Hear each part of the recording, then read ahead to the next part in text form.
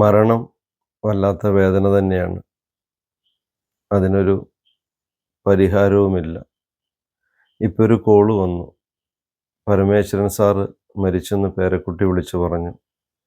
ഈ വീഡിയോയിൽ കണ്ടതാണ് പരമേശ്വരൻ സാറിന്. ഒത്തിരി കാലത്തെ അനുഭവ സമ്പത്തുള്ള ഒരു നല്ല മനുഷ്യൻ. വാർദ്ധക്യത്തിൻ്റെ അവശതയിലും ഞങ്ങളെ കാണണമെന്നും വരണമെന്നും അദ്ദേഹം ഓരോ ദിവസവും വിളിച്ചു പറയായിരുന്നു. അപ്പോൾ ഞാൻ അപ്പൂസിനോട് പറഞ്ഞു, ഇനി വൈകിക്കണ്ട, നമുക്ക് പോയി കാണാമെന്ന്. അങ്ങനെ 3 ദിവസം മുമ്പ് പോയി കണ്ടു. ഒത്തിരി സ്നേഹത്തോടെ സംസാരിച്ച് ഒരുപാട് കാര്യങ്ങൾ. ഒറ്റമൂലിച്ചി എന്ന് പറയുന്ന ഒരു പുസ്തകം ഞങ്ങൾക്ക് സമ്മാനമായി തന്നു. അപ്പൂസിന് വീഡിയോ എടുക്കാനുള്ള കുറച്ച് കാര്യങ്ങളൊക്കെ അദ്ദേഹം ഓൺലൈനിൽ ഓർഡർ ചെയ്തു. പക്ഷെ ഇത്ര പെട്ടെന്ന് മരിക്കുമെന്ന് കരുതിയില്ല. അദ്ദേഹം ബാക്കി വെച്ച ഒരുപാട് കാര്യങ്ങൾ ചെയ്യാൻ എന്നെയും അപ്പൂസിനെയൊക്കെ ഏൽപ്പിച്ചു.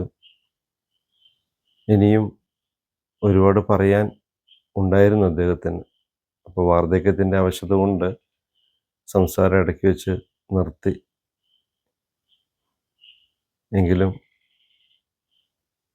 ഒരു ദിവസത്തെ നേർക്കാഴ്ചയിലാണ് അദ്ദേഹത്തെ കൂടുതൽ പരിചയപ്പെട്ടതെങ്കിലും ആ മരണം വല്ലാതെ വേദനിപ്പിക്കുകയാണ്. അപ്പൂസ് പറഞ്ഞു, അന്ന് ഒത്തിരി തിരക്കുണ്ടായിട്ടും നമ്മൾ പോയി കണ്ടത് എത്ര നന്നായെന്ന്.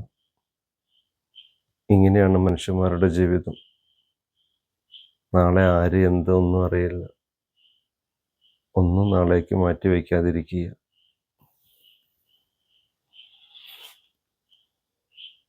6 പതിറ്റാണ്ട് കാലം മലയാള സിനിമയുടെ സ്റ്റിൽ ഫോട്ടോഗ്രാഫറായിട്ടും വയനാടിനെ പുറം ലോകത്ത് ആ വിശേഷങ്ങൾ അറിയിക്കാനൊക്കെ അഹോരാത്രം പണിപ്പെട്ട പരമേശ്വരൻ സാറാണ് എൻ്റെ കൂടെ ഉള്ളത്. അപ്പോൾ സാറിന് ഒരു ആയുസിൻ്റെ കഥ പറയാനുണ്ട് അല്ലേ വയനാട്ടിനെ കുറിച്ച്? അതെ.